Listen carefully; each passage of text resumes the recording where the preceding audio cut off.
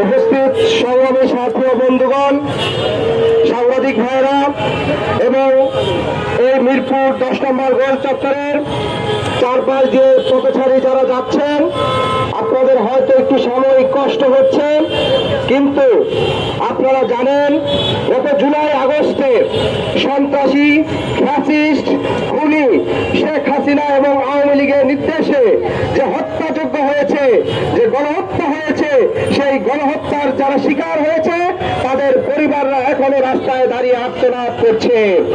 আপনারা দেখতে পাচ্ছেন আমার বাম পাশে এখনো এক শহীদ সাইফুল ইসলামের মা, তার চোখ দিয়ে এখনো সেই অশ্রু যাচ্ছে। আজকে যদি আপনার পরিবারের কোনো সদস্য নিহত হতো, আপনি স্বাভাবিক জীবন যাপন করতে পারতেন না। আজকে আপনি চিন্তা করছেন, স্কুলে যাচ্ছেন আপনার দেরি হচ্ছে, কিংবা অফিসে যাচ্ছেন আপনার 5 মিনিট দেরি হচ্ছে, কিন্তু আপনি চিন্তা করেন একটি পরিবারের যে একমাত্র উপার্জনক্ষম থাকে সেই ব্যক্তি যখন এই খুনি হাসিনার ফ্যাসিস্টদের দ্বারা খুন হয়েছে, সেই পরিবারটির কি অবস্থা হয়েছে।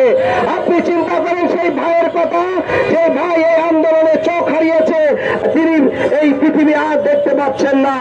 আমরা জানি এই জুলাই আগস্ট অভ্যুত্থানে প্রায় 800-এর অধিক যোদ্ধা যারা তাদের চোখের দৃষ্টিশক্তি হারিয়েছেন, 20,000-এর অধিক সহযোদ্ধারা তারা পঙ্গুত্ব বরণ করেছেন এবং 2,000-এর অধিক শহীদ হয়েছেন। কিন্তু দুর্ভাগ্যজনক হলেও সত্য, এখন পর্যন্ত যে সরকার রয়েছে সেই সরকারের পক্ষ থেকে আমরা সুস্পষ্টভাবে যারা খুনি এবং যারা ফ্যাসিস্ট, যারা এই খুনের নির্দেশ দেওয়া ছিল, সেই খুনিদেরকে এখন পর্যন্ত গ্রেফতার করা হয় নাই।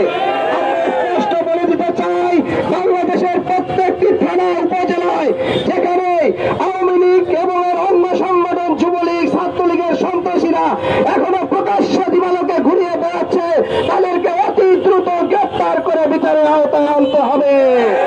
আমরা আরো স্পষ্ট করে বলতে চাই, প্রত্যেকটি আওয়ামী লীগের কর্মী যাদেরকে ধরা হবে তাদেরকে বিচারের মুখোমুখি করতে হবে অতি দ্রুত।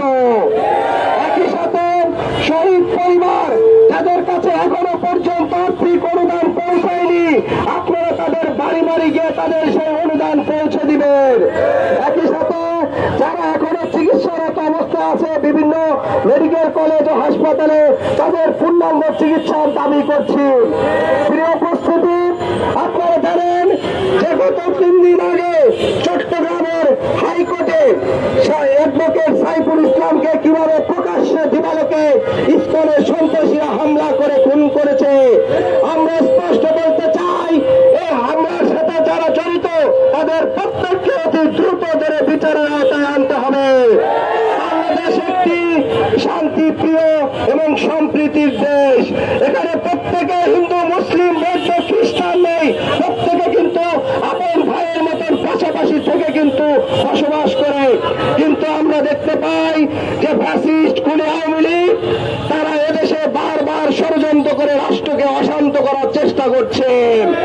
তারা কখনো সনাতন ধর্মীদের যৌক্তিক দাবির ভিতর ঢুকে তারা সাবোটেজ করছে, কখনো তারা শিক্ষার্থীদের, রিক্সা চালকদের আন্দোলনের মধ্যে ঢুকে তারা নাশকতা করছেন।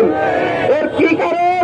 এর কারণ একটি, অভ্যুত্থানের পরবর্তী যে সরকার গঠিত হয়েছে সেই সরকার এখন পর্যন্ত খুনি ফ্যাসিস্টদের ধরে বিচারের আওতায় আনতে পারেনি। আমরা বলতে চাই, আজকের এই মিরপুরের যে জাতীয় নাগরিক কমিটির আয়োজনে বিক্ষোভ সমাবেশ হয়েছে, মিরপুর 11 সিটি ক্লাব থেকে বিক্ষোভ মিছিলটি শুরু হয়, মিরপুর 10-এর গোল চত্বরে সংক্ষিপ্ত সমাবেশের মাধ্যমে শেষ হবে। এই সমাবেশে উপস্থিত হয়েছেন জাতীয় নাগরিক কমিটির পল্লবী থানা, মিরপুর মডেল থানা, কাফরুল থানা, রূপনগর থানা সহ বিশেষ করে সকল মিরপুরের বৃহত্তর সকল থানার সহযোদ্ধারা। একই সাথে এখানে উপস্থিত ছিলেন শহীদ শাহরিয়ার হোসেন আলমীর পরিবার, শহীদ সাইফুল ইসলাম, শহীদ সাইদুল ইসলাম, শহীদ মেহরুন্নেসা, শহীদ সিফাত সহ অন্যান্য শহীদ পরিবারের সদস্যরা। আমরা স্পষ্ট বলতে চাই, এই শহীদ পরিবাররা এখনো কিন্তু রাস্তায় আসছে তাদের ছেলে, সন্তান, স্বামী খুন হওয়ার বিচারের দাবিতে। এখন পর্যন্ত শহীদ পরিবাররা থানায় মামলা করতে গেলে থানার কর্মরত পুলিশরা তাদেরকে নানা ধরনের হয়রানি করছে।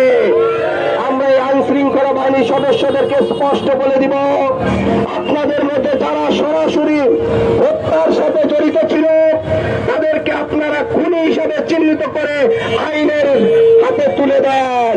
তাদের সাথে আপনারা একই থানায় তাদের সাথে একই সাথে আপনারা চাকরি করতে অস্বীকৃতি জানান, অন্যথায় তাদের দায়ভার কিন্তু আপনাদের উপরে পড়বে। আজান হচ্ছে 1 মিনিট, আমরা 1 মিনিটে শেষ করে ফেলছি। অতি দ্রুত সকল খুনিদের বিচারের দাবি করি, একই সাথে অ্যাডভোকেট সাইফুল হত্যার সাথে যারা জড়িত তাদের বিচারের দাবি এবং শহীদ পরিবার ও পরিবারের পুনর্বাসনের দাবি। অতএব আজকের প্রোগ্রাম থেকে 3টি সুস্পষ্ট দাবি: অ্যাডভোকেট সাইফুল হত্যার সাথে যারা জড়িত তাদের বিচার করতে হবে, খুনি ফ্যাসিস্ট আওয়ামী লীগের সন্ত্রাসীদের ধরে বিচার করতে হবে এবং একই সাথে আহত এবং শহীদ পরিবারের পুনর্বাসন করতে হবে। এই 3 দাবির প্রেক্ষাপটে আজকের এই বিক্ষোভ সমাবেশ এখানে শেষ হলো। আমাদের বিক্ষোভ সমাবেশে যারা কষ্ট করে আয়োজন করেছেন সবাইকে ধন্যবাদ জানাই। এখানে পল্লবী থানার প্রতিনিধি ইমরান হোসেন তিনি সঞ্চালনা করেছেন এবং সাংবাদিক ভাই ও অন্যান্য ভাইদের